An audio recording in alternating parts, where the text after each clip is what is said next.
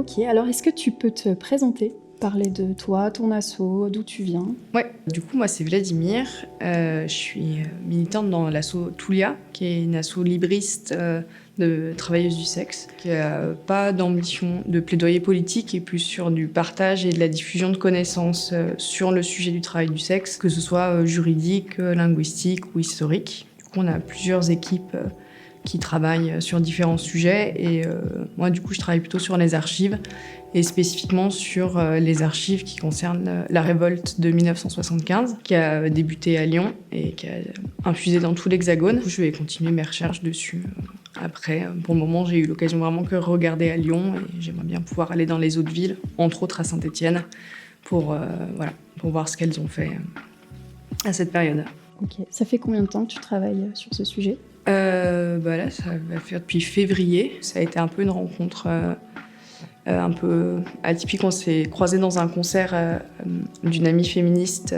Je l'ai invitée à venir parler des questions pénales et de travail du sexe en France dans le cadre d'un atelier sur l'abolition pénale. Et elle m'a parlé du coup de son travail qu'elle faisait sur la révolte de 75. Du coup, je l'ai rejoint dessus et vraiment j'ai passé 3 mois à ne lire que des vieux articles de presse et à ne faire que ça.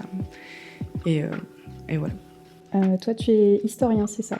Alors j'ai fait des études d'histoire il y a près de 10 ans maintenant et j'ai pas du tout continué dans cette voie-là pour des questions principalement de santé mentale. Et je suis plutôt artiste peintre au quotidien et c'est vrai que du coup ça m'a permis de reprendre ce qui était ma passion de base aussi, l'histoire et la recherche. Et je suis assez contente de pouvoir travailler comme ça de manière complètement libre et autonome par rapport au système de recherche universitaire. Justement, toi, quel lien entre TDS et recherche académique tu observes? Globalement, il y a un décalage de prisme assez profond où la recherche académique a tendance à regarder le monde de très haut. Et que ce soit pour les classes ouvrières, pour les personnes en situation de handicap, pour les questions LGBT et même les questions militantes en général.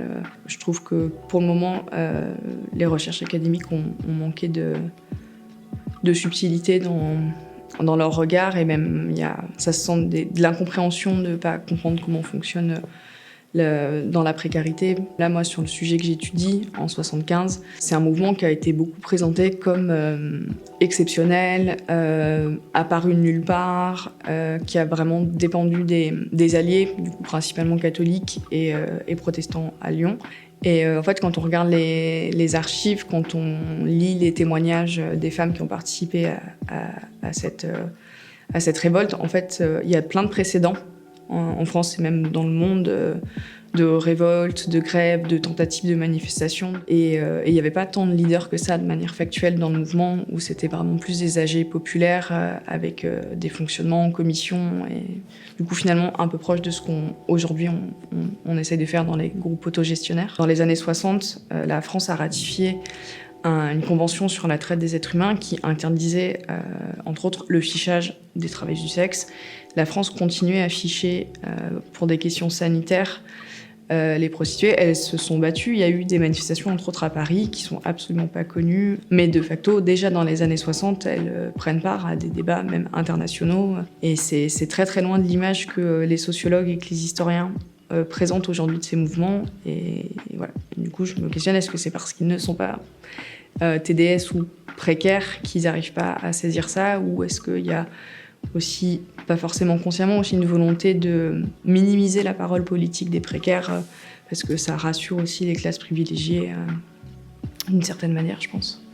Aussi, est-ce que tu pourrais me dire pourquoi tu es venue à cet événement aujourd'hui avec Dignity by Design et quelles étaient tes attentes par rapport à cet événement? Du coup, moi, je suis venue pour parler de la question des archives et du coup de la mémoire, notamment des luttes des TDS. Moi, je suis venue surtout pour rencontrer aussi d'autres gens qui travaillent sur ce sujet et échanger là-dessus. Après, j'ai été aussi vachement curieux de voir un peu tout ce que les autres faisaient et tous les enjeux, le côté juriste, qu'il y a des linguistes, il y a des sociologues, c'est quand même aussi d'autres disciplines qui sont vachement intéressantes. Le côté international aussi, je le trouvais vachement chouette et c'était trop bien comme Comme colloque, je trouve. Et quel progrès pour les droits des TDS est-ce que tu souhaiterais pour l'avenir? Et comment tu envisages la suite de ton militantisme / recherche? Globalement, moi, j'aimerais bien qu'on décriminalise et qu'on dépénalise complètement ces questions-là. Du coup, je suis en faveur de l'abolition pénale, donc moi, avec des positions d'abolition de la police et tout un pan du système de justice. Du coup, ça, ce serait